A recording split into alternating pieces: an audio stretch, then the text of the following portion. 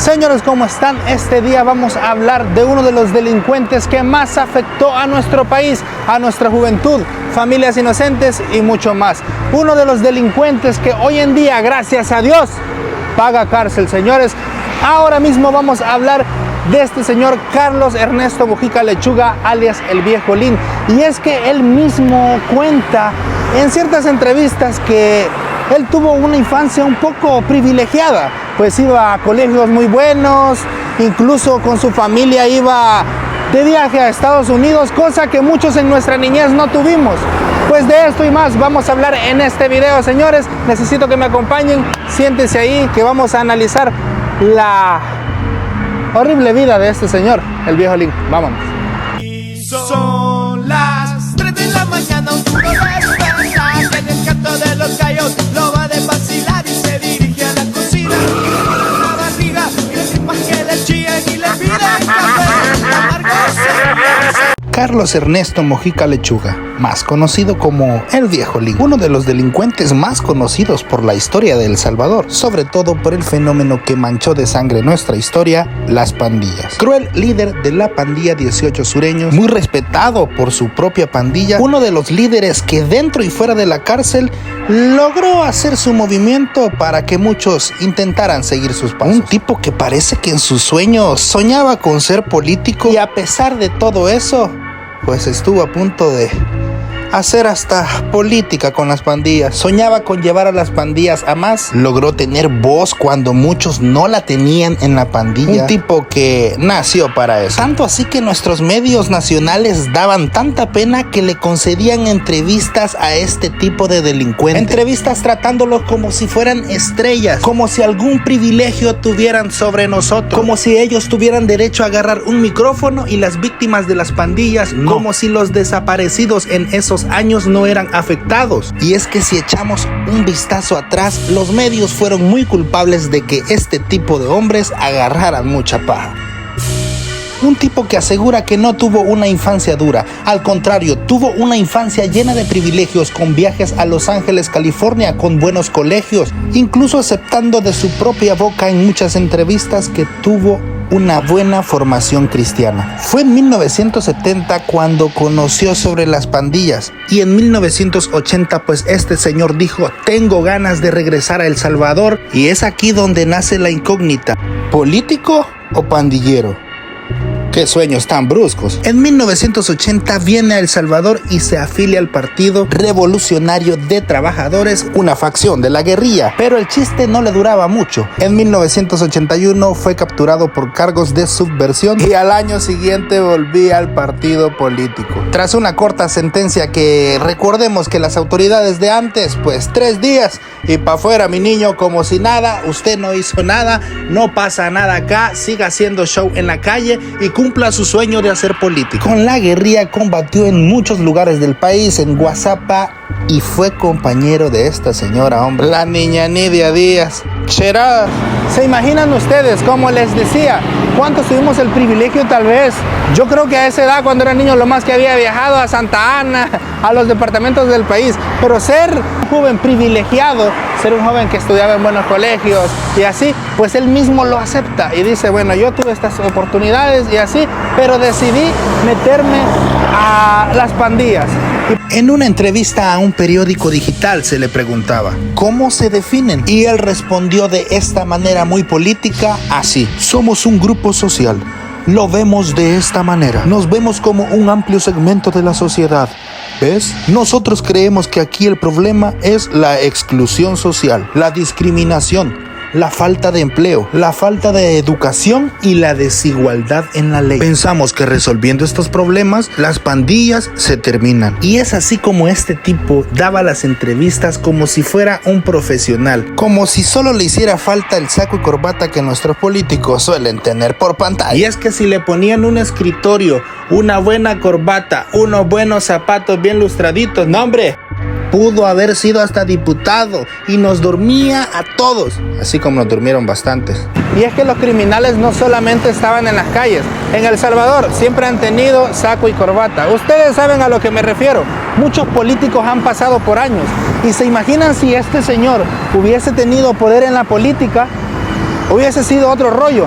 Incluso cuando en tiempos de que el gobierno del FMLN intentó pactar con las pandillas, él ya hablaba como político sobre las pandillas y hablaba sobre asociaciones, que el barrio es aquí, que el barrio es allá, que nosotros tenemos que ser unidos, y hablaba así como que para que lo incluyeran en política y que la gente los tomara como un grupo ya decente. Entonces el viejo Lin siempre trabajó para que todo eso fuera así, desde la cárcel. Hay videos como por ejemplo esto que le voy a dejar más adelante, donde ellos ya separaban las pandillas con sus representantes y salían muchos representantes de la pandilla 18 en ese momento y de la Mara Salvatrucha. Del otro lado estaba el Sirra y toda gente muy fuerte de las pandillas que ya hablaban como grupos que estaban destinados a prácticamente formar parte de la política. Si esto hubiese seguido así, esos señores ahorita tuvieran un partido político. Y quien quita, hubiesen tenido más poder. Ahorita les muestro de lo que hablamos. Hemos presentado una propuesta al gobierno en la cual van incluidas a una serie de peticiones, ¿verdad? Que vendrían a solucionar y a crear las condiciones pues, que necesitamos para la reinserción de todos nuestros compañeros en las calles y dentro de los penales. Se da la situación de que en los regímenes anteriores fueron aprobados artículos en la ley, diferentes leyes, códigos penales, procesal penal y ley penitenciaria, en la cual se nos excluye, se nos discrimina de ciertos beneficios penitenciarios a los cuales la mayoría de convictos no pandilleros tienen derecho. Nosotros creemos que si nuestra Constitución estipula en su artículo 3 que nadie puede ser discriminado por razones de raza, sexo, religión o condiciones de análoga naturaleza, nosotros no tenemos por qué ser discriminados en ese sentido, ¿verdad? Tenemos derecho, por ejemplo, la ley penitenciaria estipula de que tenemos derecho a medias penas y a 2/3, ¿verdad? Beneficios penitenciarios a los cuales hay un artículo en contraposición a estos artículos que dice de que no tenemos derecho. Dentro de esta propuesta pedimos la derogación de estos artículos, incluido el artículo 103, que faculta a la Dirección de Centros Penales a mantenernos en el Centro Penal de Zacatecoluca bajo un encierro especial, desde todo punto de vista inconstitucional y prohibido por tratados internacionales, ¿verdad? El tipo sabía hasta de artículos penales. Medios nacionales llegaban y lo trataban como si de Hollywood viniera. Y es que el tipo veía más que una pandilla. Su sueño era hacer política. Quiso ver a las pandillas, quiso hacer ver a las pandillas como un grupo que al final no le hacía nada a la población, que estaban para servirles. Quiso dar a entender que la renta era solo para cuidar a la señora de las tortillas, que la renta que pasaban en los buses era solo por cuidar a la gente de su colonia. Eso es lo que quiso hacer el viejo Lin, y que en cierta forma muchas colonias lograron tener ese concepto. En colonias que operaba, me imagino yo, como esa de la Ibu y cosas así, mucha gente, hoy en día usted va a esas colonias y le dicen no, ellos no hacían nada, no se metían con nadie, al menos a mí no me hicieron nada, porque tenían el concepto de que si usted daba cierta renta a tal día, ellos no le hacían nada, y pues ellos lo cuidaban de las pandillas contrarias. Estos tipos llegaron a tal nivel de reunirse con alcaldes, presidentes, gente del narcotráfico, de todo. Ellos decidían a qué hora se iba a matar o a qué no. Incluso hasta el viejo Lin, en el pacto que hizo de pandillas con el gobierno y la Mara Salvatrucha, decían, no, pues este día no se va a matar, no se preocupen ustedes como gobierno del FMLN, no va a pasar nada. No, pues si en hospitales están, no les vamos a hacer nada a ellos. No, y bueno, el día de sábado va a haber matanza porque en la cárcel nos hicieron esto y así. Pues hay videos también que más adelante acá les voy a dejar, donde se ve el viejo Lin tranquilo, campante, caminando como si nada, dando sus órdenes con las cubetas de comida que les llevaban a todos. ¿Se imaginan ustedes? Pues eso y más les cuento más adelante. Vean qué cómodo pasaba en la cárcel, vayan a ver. Era el líder de todos estos lagartos, de todos aquellos que más de alguna vez nos mataron a algún amigo, algún familiar, o aquel vendedor de plátanos que nada más hacía que llegar y hacer lo del pan de cada día. Así caminaba en la cárcel, como Juan por su casa. Hasta gorditos los tenían en gobiernos anteriores, con cubetas llenas de comida. Me imagino que hasta comían lo que querían.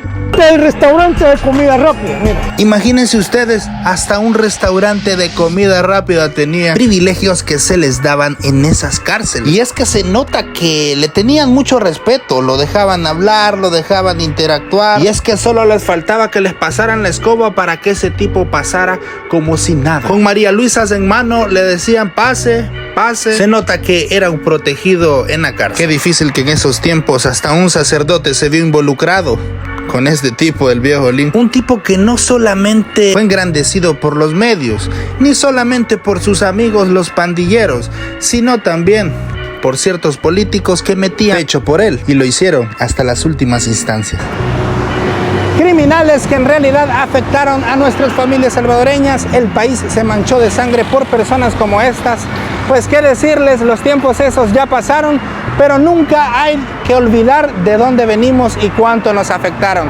Así que señores, si usted quiere que hable de otro criminal más, que le saquemos los trapos al sol, comente de qué criminal quiere que hablemos, coméntelo aquí abajo y con gusto le llevamos ese tremendo video hasta su casa. Si algún dato de eso se me ha olvidado, también coméntelo, yo con gusto le doy like a su comentario. Y ahí estamos, señores, yo soy el Pato, la patomanía está llegando hasta su casa. Señores, se les quiere mucho, adiós.